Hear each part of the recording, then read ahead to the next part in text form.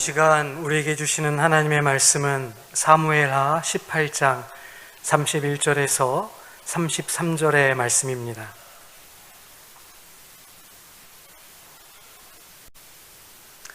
하나님의 말씀을 받들어 읽겠습니다.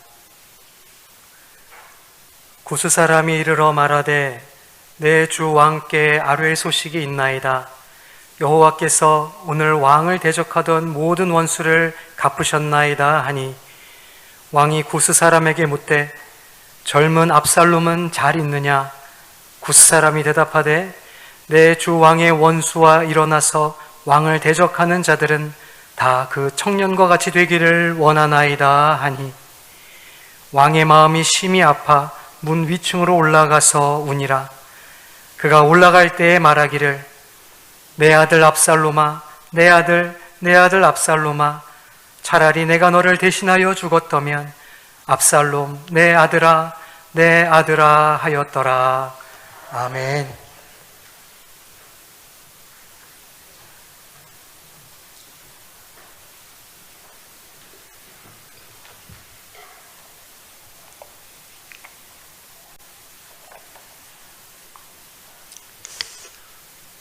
네, 오늘 어버이 주일을 맞이해서 또 하나님께 영광 돌린 귀한 찬송, 감사를 드리고 은혜를 많이 받았습니다.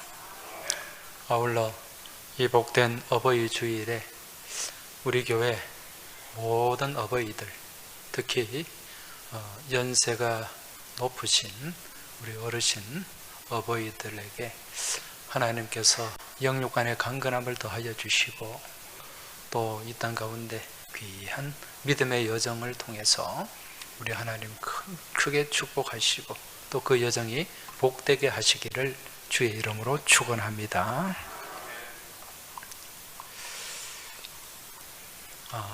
고대 그리스 시대에 유명한 비극 작가가 있습니다. 그 비극 작가 중에 3대 비극 작가가 있는데, 그 중에 소포클레스라고 하는 작가가 있습니다. 이분이 사신 때가 주전 490년대예요. 그러니까 아주 오래전의 사람이죠. 이 소포클레스가 쓴 작품 가운데 오디푸스 왕이라고 하는 유명한 작품이 있습니다. 이 오디푸스 왕을 보면 중부 그리스 땅의 중부 지역에 테베라고 하는 지역이 있는데, 당시에 그 테베 지역을 다스리던 왕이 라이오스입니다. 그리고 그 왕비가 이오카스테인데, 이 라이오스와 이오카스테 사이에 이제 아들이 한 명 태어나게 됩니다. 그 아들의 이름이 오디푸스예요.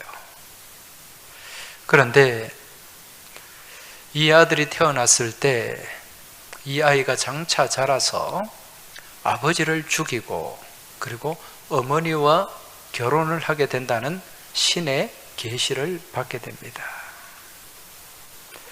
그러자 이 두려운 라이오스 왕은 자신의 부하를 시켜가지고 태어난 이 아기를 죽이고 오라는 명령을 내리게 됩니다.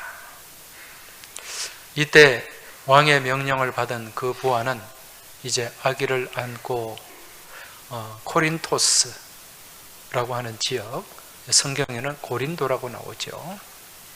그 코린토스에 있는 숲속에 가서 이제 아기를 죽이려고 했는데 차마 자기 손으로 그 아이를 죽이지 못하는 거예요.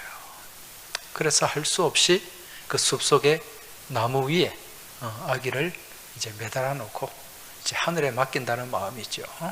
그렇게 돌아오게 됩니다. 그때 이 숲속에서 이제 짐승을 치던 목동이 그 아기의 울음소리를 듣게 됩니다. 가봤더니 이 아기가 나무 위에 매달려 있는 거예요. 근데 그 아기가 너무 잘생긴 겁니다. 그래서 이 목동은 아기를 안고 그 지역을 다스리는 코린토스 왕에게 이 아기를 이제 데리고 가게 됐죠. 왕도 이 아기를 봤더니 너무 흠모할 만큼 잘생기고 탁월해서 자신의 양자로 삼게 됩니다. 양자로 삼아서 이제 키우게 되는데, 이 코린토스 왕국에서 이 오디푸스는 아주 훌륭하게 자라게 됩니다. 이제 자라서 어느 정도 청년이 되었을 때, 이제 이 오디푸스가 자신의 미래를 알기 위해서 델포이라고 하는 이 그리스 북쪽 지역에 있습니다. 델포이에 있는 신전, 그 아폴론 신전이죠. 거기에 가서 이제 자기의 미래를 알아보게 됩니다. 근데 거기서 또 아주 놀라운 충격적인 예언을 듣게 됐죠. 자신이 아버지를 죽이고 어머니와 결혼하게 될 것이다. 그런 신탁을 받게 됩니다. 그때 이 오디푸스는 이제 자기의 이 운명을 피하고 싶은 거예요. 그래서 자기가 코린토스에 있으면 그 코린토스에 자기를 키워준 아버지를 죽이고 어머니와 결혼하게 될 것이라는 이제 그러한 내용으로 이해를 하고 내가 코린토스를 떠나야 되겠다. 그렇게 마음을 먹고 실행을 하게 됩니다. 드디어 이 코린토스를 떠나는 왕자가 길을 가는데, 길을 가다가 아주 지체가 높아 보이는 노인 일행을 만나게 됩니다. 그 노인을 수행하는 수행원을 만나게 되는데, 이 사람이 누구인가? 테베 왕 라이오스예요. 그런데 때마침 이제 이쪽에서는 오디푸스가 지나가고 이쪽에서는 라이오스 일행이 지나가는데, 그 길이 너무 좁아가지고 서로 누가 양보하지 않으면 지나갈 수 없는 그런 길이었습니다. 거기서 이제 누가 먼저 갈지를 두고 다툼이 벌어지게 되는 거죠. 요즘으로 치면은 좁은 도로에서 서로 우선 통행을 주장하다가 그렇게 큰 싸움이 벌어지게 되는 것입니다. 결국 이때 심각한 무력 충돌이 일어났고, 당시에 아주 건장하고 혈기가 왕성했던 오디푸스는 그 노인 일행을 모두 죽여버리고 말았습니다. 그 즈음에 이제 이 테베 지역에는 또 다른 참사가 벌어지는데, 그 당시에 이 스핑크스라고 하는 괴물이 나타난 겁니다. 여러분 스핑크스 잘 아시죠? 그 이집트에 가면 피라밋과 스핑크스가 있지 않습니까? 이 스핑크스는 얼굴은 사람의 얼굴인데 몸은 사자의 몸이에요. 이 스핑크스라는 괴물이 나타나서 이제 자기가 질문하는 그 수수께끼를 풀면은 보내주고, 그 풀지를 못하면 아주 무참하게 그렇게 죽여버리는 거죠. 그래서 많은 사람들이 이 스핑크스에게 희생을 당하게 됩니다. 이때 남편을 잃은 이 테베의 왕비 이오카스테가 지금 이 큰 문제를 해결하기 위해서 이제 온 왕국 안에 공고를 내게 됩니다. 어떤 내용인가? 이 스핑크스라고 하는 괴물을 물리치는 영국에게는 이 테베 지역의 왕좌, 왕위를 물려주고 자신은 그 사람의 왕비가 되겠다는 그런 공고문이었습니다. 때마침 이 테베 지역을 지나가던 오디푸스가 이 내용을 알게 되었습니다. 그래서 이 오디푸스가 용감하게 이 스핑크스에게 도전을 하게 됩니다. 이제 오디푸스가 스핑크스를 찾아갔을 때 스핑크스가 질문을 합니다. 수수께끼를 내는 거죠. 어떤 내용인가? 아침에는 4발로 걷고, 점심에는 2발로 걷고, 저녁에는 3발로 걷는 동물이 무엇인가? 이런 수수께끼였습니다. 아마 이 내용 답을 아시는 분들이 많으실 거예요. 이 수수께끼의 답이 무엇입니까? 사람이죠. 인간입니다. 이 오디푸스가 바로 그 자리에서 그 답을 맞추었어요. 그랬더니 이 스핑크스가 도저히 못 맞추는 수수께끼인데 이걸 너무 쉽게 맞춰버리니까 자존심이 굉장히 상한 거죠. 그래서 그 분을 이기지 못하고 결국 벼랑으로 몸을 던져서 스스로 죽고 말았습니다. 이제 스핑크스는 사라지게 된 거죠. 그 결과 이 오디푸스는 왕비의 약속대로 테베의 왕위에 오를 수가 있었고, 그리고 그 왕비를 부인으로 맞이해서 이제 결혼을 하게 됩니다. 자, 그런데 지금 이 오디푸스가 길을 가다가 만나서 죽인 그 노인 일행, 그 지위가 높은 그 노인은 결국 누구였습니까? 오디푸스의 아버지 테베왕 라이오스였습니다. 그리고 또 자신이 결혼했던 왕비, 그 왕비는 누굽니까? 자기의 어머니였죠. 자, 이런 비극이 연출되게 됩니다. 나중에 결국 이 사실을 알게 된 오디푸스는 자기의 두 눈을 찔러버렸고 왕의 자리에서도 물러나게 됩니다. 그리고 자신의 딸 안티고네와 함께 세상을 방황하다가 그렇게 외롭게 삶을 마감하게 된다는 그 비극적인 이야기가 오디푸스 왕 이야기입니다.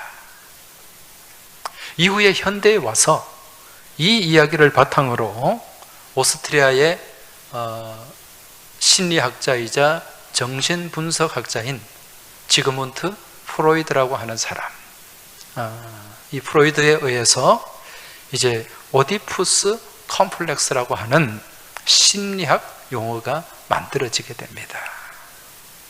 이 프로이드가 주창한 그 자아 발달 이론 가운데 이 남자아이가 태어나서 3세에서 6세 가량 정도 되면 이때 이제 자기의 어머니를 사이에 두고 아버지와 경쟁을 벌인다는 거예요. 그래서 아버지를 경쟁자로 생각하고 또 아버지에 대해서 심한 적대감을 갖고서 이때 아주 나쁜 행동을 많이 한다는 거죠. 그래서 이때를 우리는 뭐라고 얘기합니까? 미운 4살, 미운 6살, 그렇게 얘기를 하는 거죠. 문제 행동을 많이 하는 때라는 것입니다. 이 시기를 오디푸스 컴플렉스라고 얘기를 합니다. 자, 우리가 읽은 이 사무엘하 말씀, 특히 18장에도 이런 오디푸스 컴플렉스를 겪고 있는 성인 남자 한 사람이 등장하고 있어요. 그 사람이 누구인가? 그는 바로 압살롬이라고 하는 사람입니다.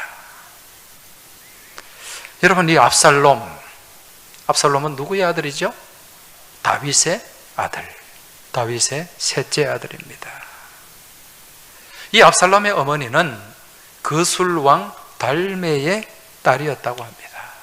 거술이라고 하는 지역은 이 이스라엘 지도를 놓고 보면 북쪽 갈릴리 호수 그 위쪽에 있는 지역을 거술이라고 하는데, 그 지역을 통치하던 달메라고 하는 왕의 딸, 공주죠. 그 달메의 딸이 이제 다윗에게 시집을 와서 낳은 아들, 그 아들이 압살롬입니다. 어머니가 왕가의 공주였던 만큼 아마 미모가 탁월했던 것 같아요. 그리고 그 다윗 사이에서 태어난 이 압살롬이라고 하는 아들, 아주 출중한 인물을 갖고 있었습니다. 그런 압살롬의 모습을 사무엘하 14장 25절, 26절에서 이렇게 설명을 해주고 있습니다. 온 이스라엘 가운데에서 압살롬같이 아름다움으로 크게 칭찬받는 자가 없었으니 그는 발바닥에서부터 정수리까지 흠이 없음이라. 그의 머리털이 무거우므로 연말마다 깎았으며 그의 머리털을 깎을 때에 그것을 달아본 즉 그의 머리털이 왕의 저울로 200세겔이었더라. 자, 이렇게 말씀합니다. 이 압살롬이 얼마나 인물이 출중했는가. 온 이스라엘 가운데 압살롬같이 아름다움으로 칭찬받는 자가 없었다.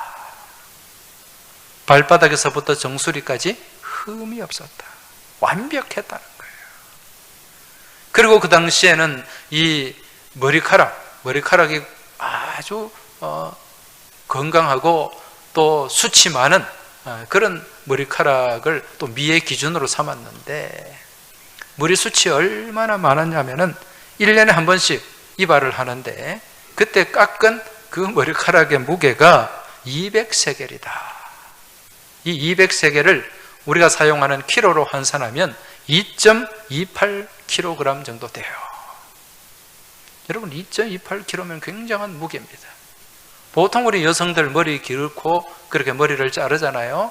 그렇게 자른 머리를 저울에 달아보면 한 300g, 400g 정도 나온다고 그래요. 그러니까 여기에 비교했을 때 머리카락이 머리숱이 얼마나 많았는가, 이걸 우리가 짐작할 수 있다는 거죠.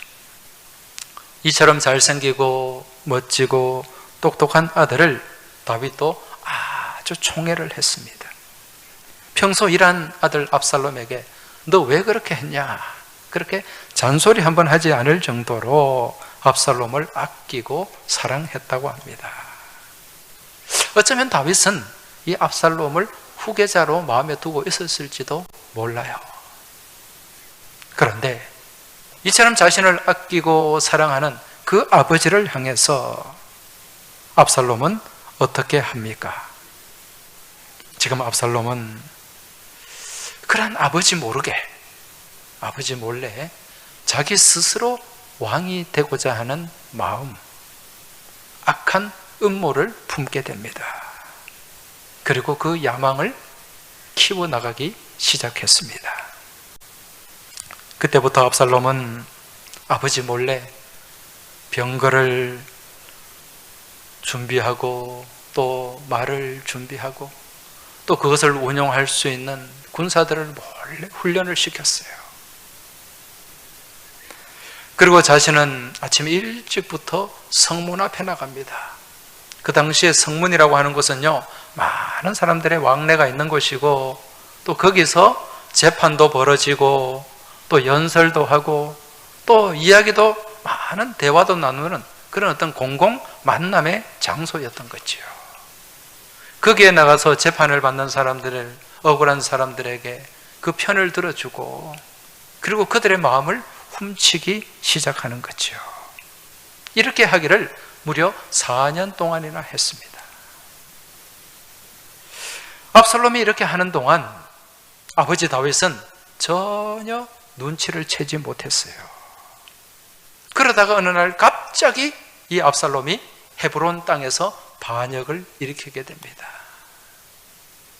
여러분, 헤브론이 어떤 곳입니까? 헤브론은 다윗이 왕이 될 때 처음 7년 동안 다스렸던 수도가 바로 헤브론이었습니다. 그런데 다윗이 이곳 헤브론에서 한 7년 6개월가량 이제 통치를 하다가 나머지 11지파를 다 흡수하고 이제 온 전체 이스라엘의 왕이 되면서 수도를 그만 옮겨버리고 말았어요. 어디로 옮겼습니까? 예루살렘으로. 그러니 이 헤브론 사람들의 마음은 어떻겠어요? 굉장한 서운함이 있었겠죠. 박탈감이 있었겠죠. 우리가 어떻게 했는데 우리를 배신하고 저렇게 수도를 옮기다니, 그런 마음이 있었을 거예요. 지금 압살롬은 그 헤브론 사람들의 그 마음을 이용하기 위해서 거기서 아버지를 반역하는 반란을 일으켰다는 거죠. 그들의 서운한 마음을 이용했던 것입니다. 여러분, 얼마나 계획적입니까? 여기서 나온 말이 이런 말입니다. 아들아, 너는 다 계획이 있었구나. 이 말이 무슨 말인지 잘 모르는 분들은 기생충이라는 영화를 한번 보시면 다 아십니다. 여기에 반해서 이제 아버지 다윗은 이 자식을 믿어도 너무 믿고 있었던 거지요. 설마 아들이 반역을 일으킨다? 상상을 못하는 일입니다. 여러분, 대개 반역이 일어날 때 가까운 곳에 일어난다 손 치더라도 그 대상은 자신의 부하이거나 친척 정도이지, 자기와 피를 나눈 또 그렇게 사랑을 베푼 아들이 아버지를 반역한다, 이런 경우는 거의 없어요. 그래서 다윗은 당해도 아주 철저하게 당할 수밖에 없었다는 거죠. 정말 대비 없이 그렇게 기습을 당하니까 다윗은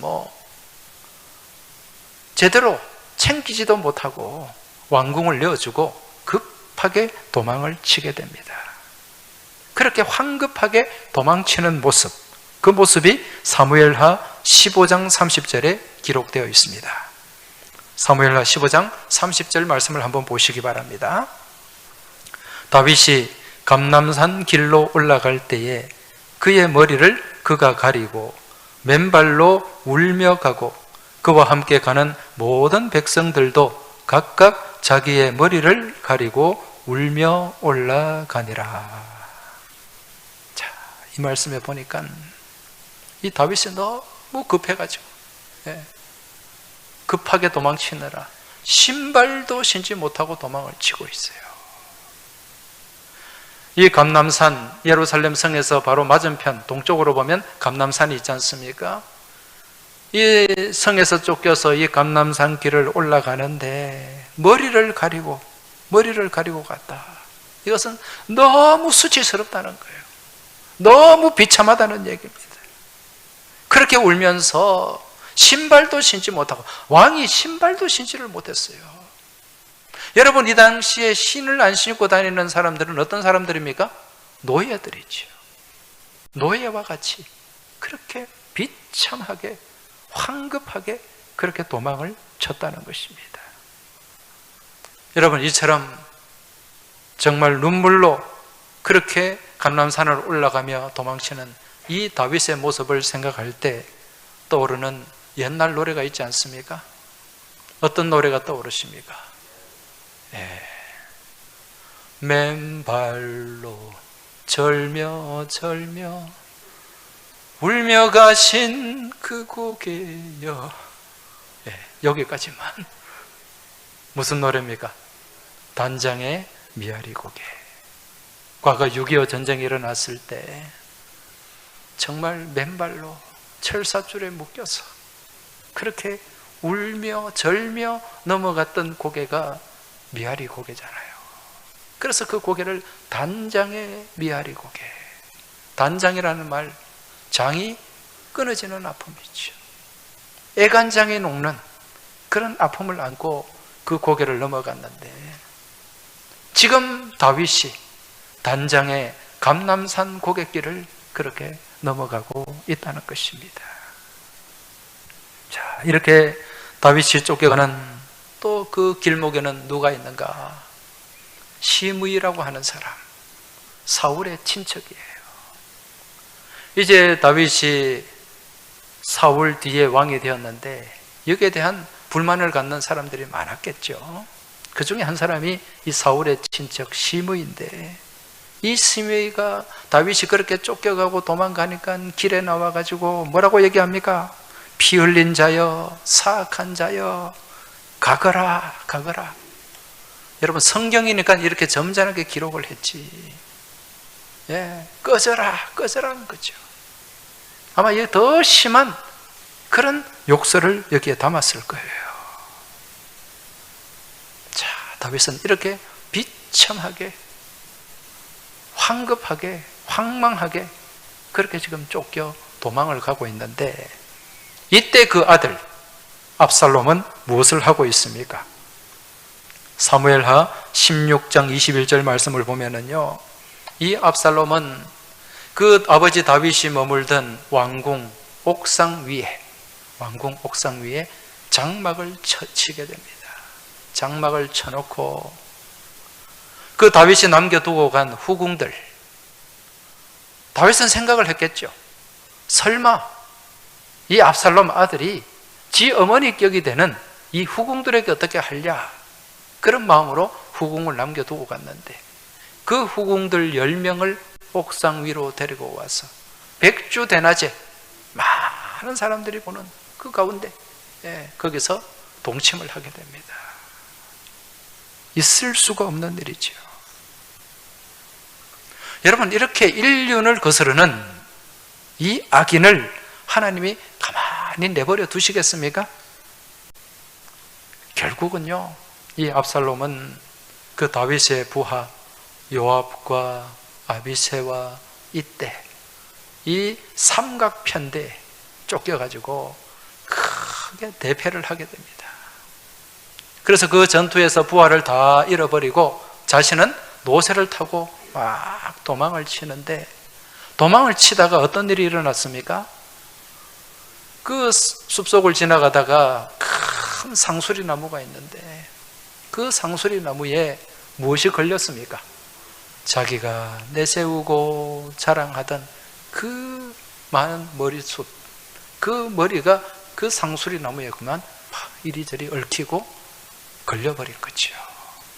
결국 밑으로 노새는 싹 빠져나가고 자기는 머리카락이 거기에 막 엉켜가지고 그게 대롱대롱 이렇게 매달려 있는 거예요. 그걸 본 요압이 그 압살롬을 무참하게 그렇게 죽여버리고 맙니다. 여러분, 결국 이 압살롬의 모습을 볼 때 이 자신이 평소 내세우고 자랑하는 것, 풍성하고 긴 머리카락이 되겠죠. 이게 결국 자신의 걸림돌이 되고 만다는 거예요. 그래서 우리는 이런 압살롬의 최후를 보면서 남들이 갖지 못한 특별한 자랑거리, 나만의 무언가 특별한 것, 이게 내가 잘 사용하지 못하면 오히려 이것이 나를 넘어뜨리고 나를 무너지게 하는 걸림돌이 될 수 있다는 사실을 우리가 알아야 됩니다. 무슨 얘기인가? 여러분, 우리 각자에게는 각자 주어진 나만의 특별한 은사가 있어요. 하나님 주신 특별한 선물들이 있다는 거예요. 여러분, 그것이 공부를 잘하는 은사일 수도 있고, 또 운동을 잘하는 은사일 수도 있고, 또 어떤 면에서는 또 예술적인 은사도 있을 수가 있고, 또 사람 관계를 잘하는 그런 어떤 대인관계의 능력, 또 뭐 외모가 탁월하다 이런 모습도 될 수 있고, 또 금전적으로 돈을 잘 버는 이것도 은사입니다. 여러분, 이러한 은사들을 나를 내세우고 나를 드러내고 나를 주장하는 그러한 도구, 그렇게 되면은 이게 교만의 도구가 되고 맙니다. 이 교만의 도구가 되면은 결국 이게 나를 무너뜨리는 거죠.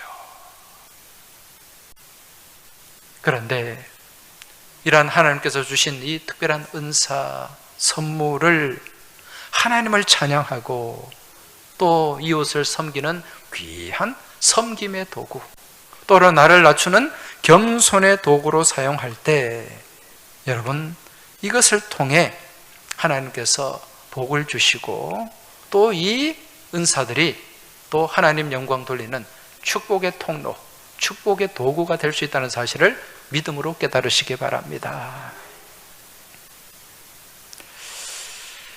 그런데 지금 이제 이 압살롬이 그렇게 비참하게 나무에 걸려서 요압에게 살해를 당하고 전쟁은 끝나게 되는데, 지금 왕궁에서 왕궁이 아니죠, 자기 거처에서 이 압살롬 부대와의 전쟁의 결과를 기다리고 있는 다윗의 모습, 정말 초조하겠지요. 지금 다윗은 왕궁도 빼앗기고 그렇게 멀리 쫓겨와 있는 이런 신세인데, 이 전쟁의 결과에 따라서 자신의 목숨이 위태로울 수도 있습니다.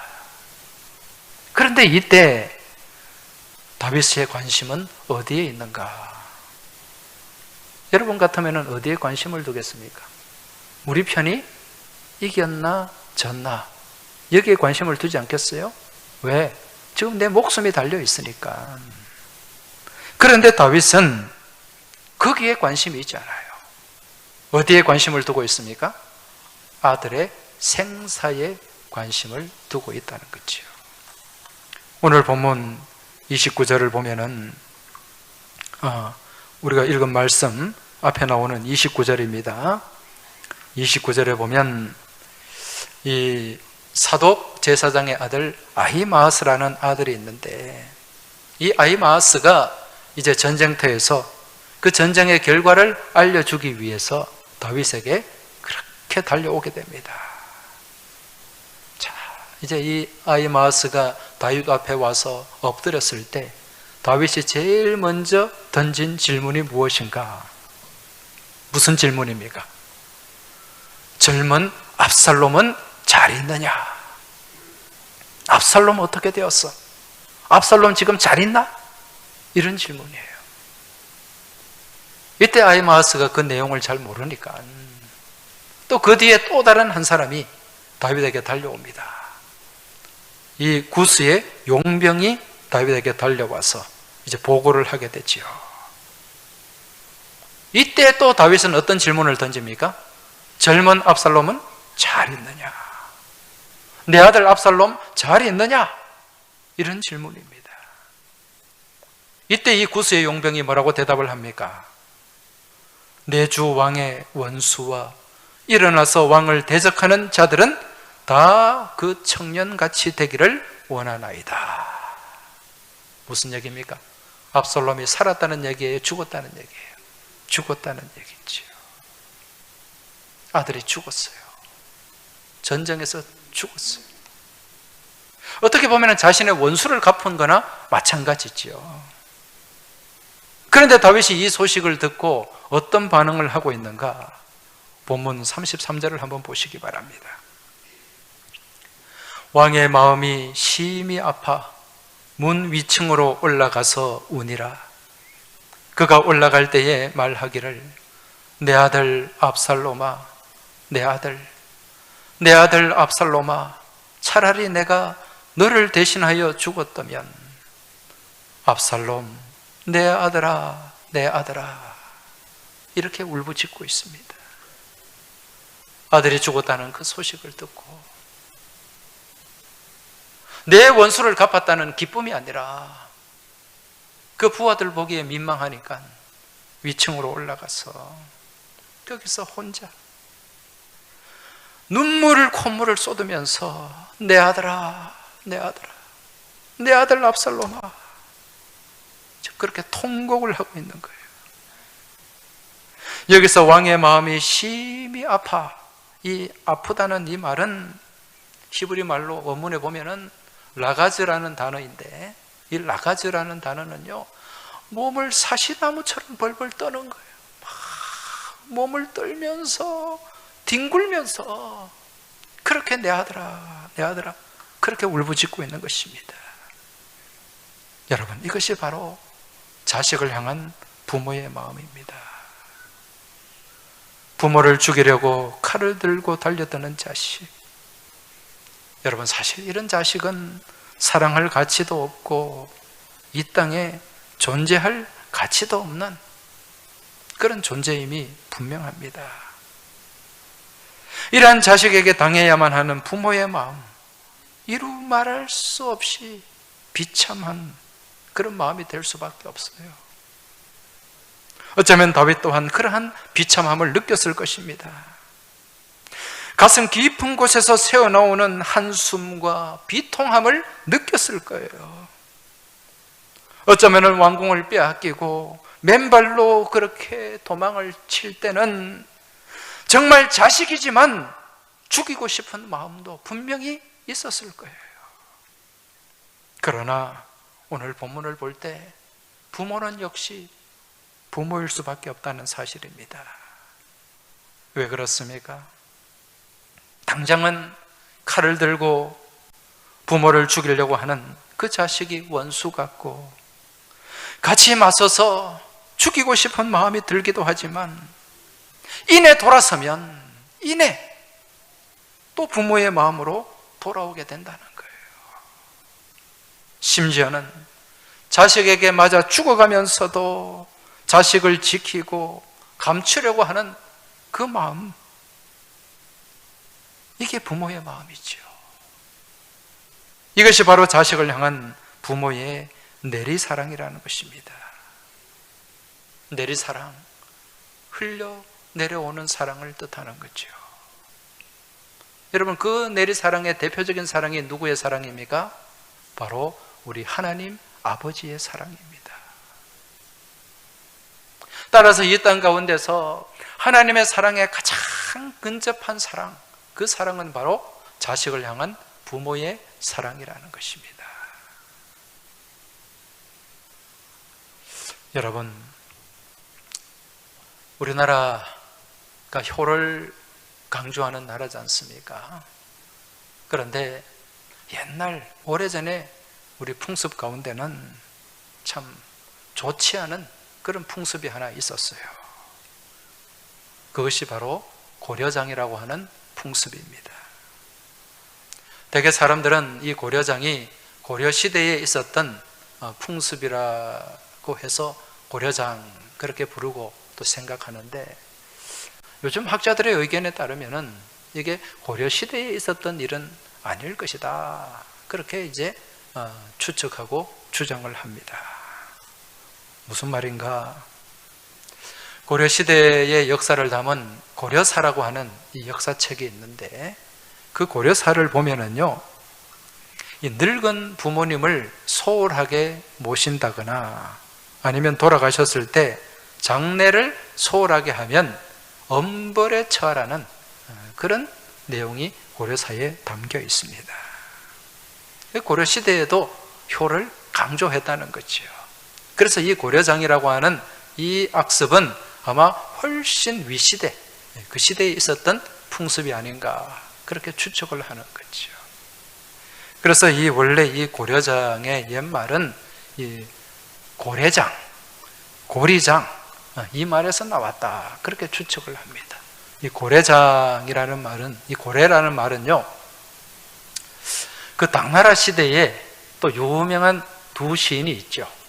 한 시인은 200 그러면 잘 모르는 분이 있을 텐데, 이태백 그러면 잘 알 거예요. 달아 밝은 달아 이태백이 놀던 달아. 그 200이라는 시인과 또 여기에 맞수가 되는, 비견할 만한 또 유명한 시인이 두보라고 하는 시인이 있습니다. 그 두보라는 시인이 쓴 곡강시가 있는데, 그 시에 보면은 이제 인생 70 고래희, 이런 말이 나옵니다. 인생 70 고래희. 사람의 인생이 70년 이상 사는 것은 옛날부터 참 드문 일이었다, 그런 이야기죠. 그래서 이 인생 70 고래희라는 말에서 요즘 우리 70세가 되면 뭐라고 합니까? 고희라고 하지 않습니까? 그 말이 여기에서 나온 거예요. 그래서 그 당시에는 이 70세 이상 되는 사람이 참 드문 시대였는데, 요즘은 70세 그러면은 아주 젊은이입니다. 경로당 가가지고 물당번도 못해요.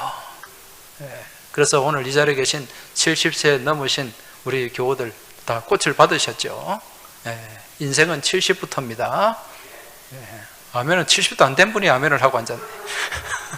70세 이상 되신 분들이 아멘을 좀 하시기 바랍니다. 인생은 70부터입니다. 그래서 오늘 이 자리에 70세 넘으신 분들은 다들 건강하신데, 감사하시기 바랍니다. 오늘 어버이 주일을 맞이해서 꽃만 받아가지 마시고 하나님 앞에 감사하고 돌아가시길 주의 이름으로 축복합니다. 그래서 이 인생 70 고래희라는 말에서 나온 게 고래장이다, 이제 그렇게 추측을 하기도 하는 거죠. 아무튼 이러한 고래장이 성행하던 시절에 어느 마을에 아주 효성이 지극한 젊은이 부부가 있었습니다. 그래서 연세가 높은 어머니를 모시고 그렇게 참 옹기종기 그렇게 잘 사는데, 그런데 그 가정의 어머니가 이제 연세가 70이 된 거예요. 어떻게 합니까? 국법으로 그렇게 명을 해놓았으니 이제 고려장을 할 수밖에 없죠. 그래서 아들은 고민하다가 드디어 어느 날 날을 잡아가지고, 날씨가 좋은 날, 어머니 우리 저기 먼 산에 우리 나들이 한번 갔다 옵시다, 그렇게 얘기를 하고 이제 지게 위에 어머니를 앉을 수 있도록 자리를 만들어서 또 점심을 싸가지고 그렇게 이제 어머니와 같이 집을 나서게 됩니다. 여러분, 이 상황을 그 노모가 모르겠습니까? 눈치가 900단인데 다 알죠. 그래서 말을 않고 그 아들이 만들어 놓은 그 지게 자리에 앉아서 이제 산을 올라가기 시작합니다.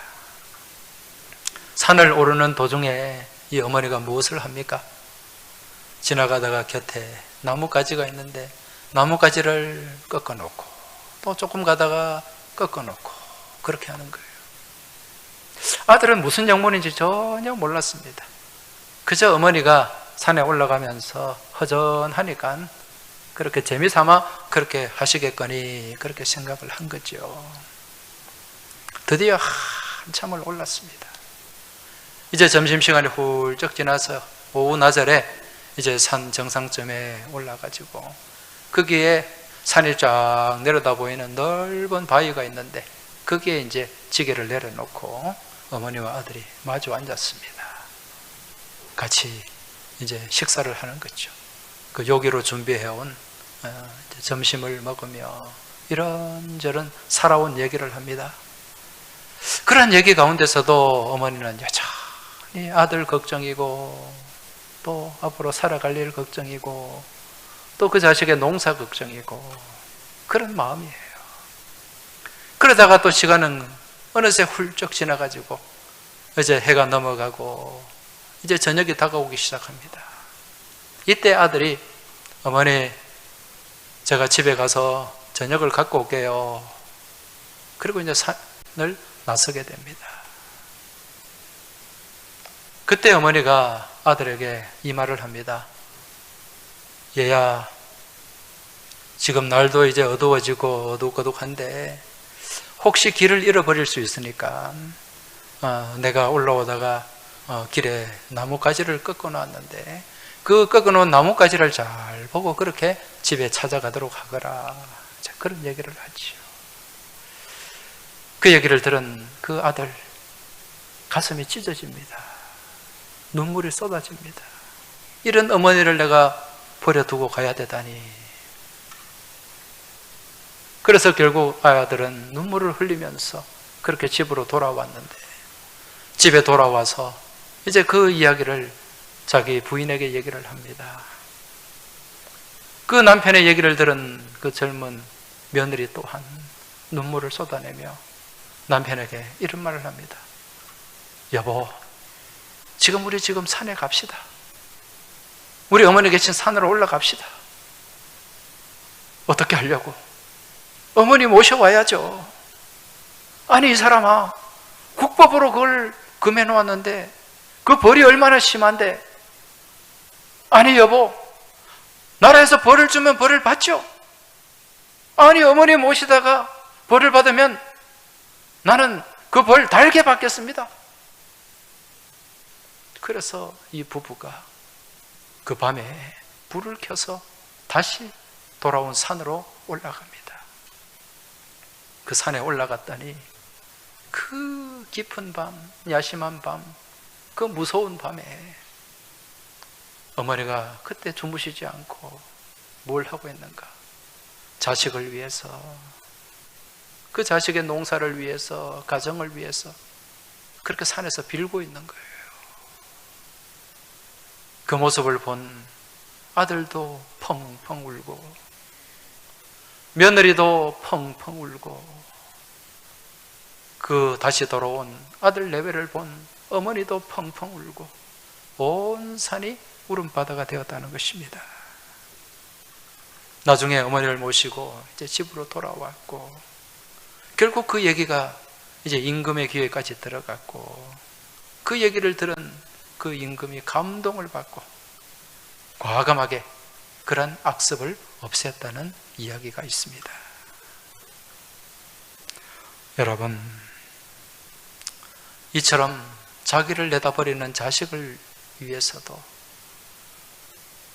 그 자식을 사랑하는 마음으로 빌고 또 지극정성으로 또 자식을 생각하는 그 부모의 내리사랑, 이러한 사랑을 향한 자식의 도리가 있죠. 성경에서는 그러한 자식의 도리를 두고 공경이라고 합니다. 부모 공경입니다. 성경에는 이 공경이라는 말이요, 헬라 말로 키베드라라는 단어로 기록이 되어 있는데, 이 키베드라라는 단어는 무겁다는 뜻이에요. 무겁다. 이게 공경이라는 뜻입니다. 이게 어떤 의미인가? 이 키베드라라는 단어는 우리 몸속에 있는 장기 중에 간을 의미하기도 합니다. 이 간이 우리 장기 중에 가장 무거운 장기예요. 그래서 이 부모 공경이라는 말은요, 우리 몸에 간이라는 장기가 아주 중요한 장기이듯이 부모님은 우리 삶에서 가장 중요한 분이라는 거예요. 왜? 부모님이 없이는 이 땅에 우리가 태어날 수가 없기 때문에. 그래서 성경에서는 이처럼 중요한 부모 공경, 이 부모 공경을 십계명의 중심에 위치시키고 있지 않습니까? 사람과 사람 사이의 첫 번째 계명, 그 계명이 부모 공경입니다. 그 십계명이 1계명부터 4계명, 누구와의 관계입니까? 하나님과의 관계죠.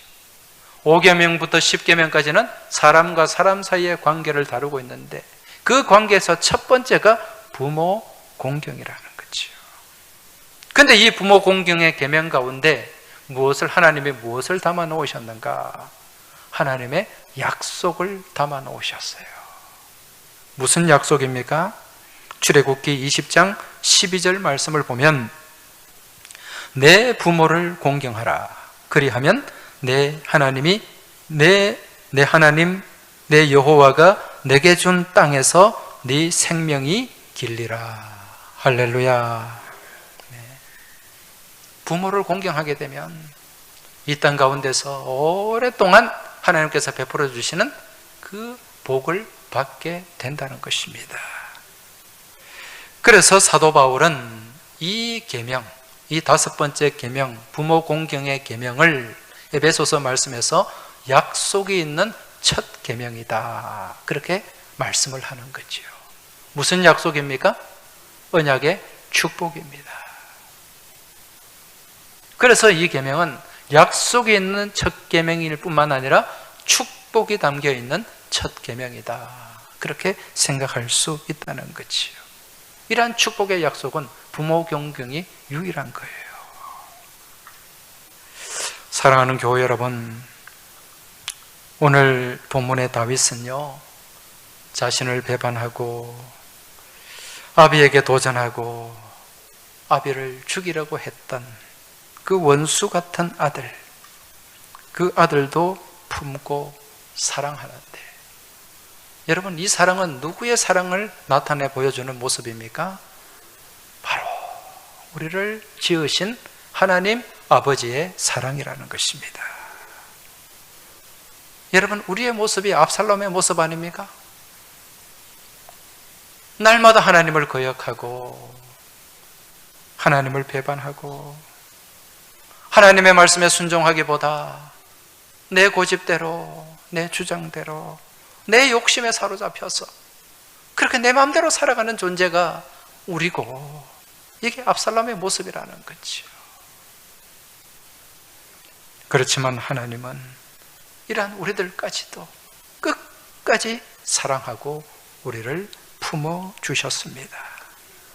따라서 오늘 우리는 주님을 믿고 섬기고 따르는 주님의 자녀로서 먼저 우리를 지으시고 우리를 복되게 하신 우리 하나님을 공경하고 하나님을 찬양하고, 그리고 이 땅에 우리를 있게 하신 부모님을 향해서도 깊은 마음, 존경의 마음으로 공경하는 그러한 귀한 믿음의 모습이 우리 삶 가운데 있어야 될 줄 믿습니다. 이러한 사랑과 공경의 마음, 존경의 마음을 가지고 내 부모님뿐만 아니라 우리 주변에, 특히 몸된 교회에 또 함께하고 있는 우리 노년의 교우들, 그러한 마음으로 공경하고 잘 섬기며 나아갈 수 있길 주의 이름으로 축원합니다. 기도드리겠습니다. 하나님 아버지, 이 땅 가운데 하나님의 사랑을 나타내 보여주기 위해서 어머니를 두시고 아버지를 두신 줄 믿습니다.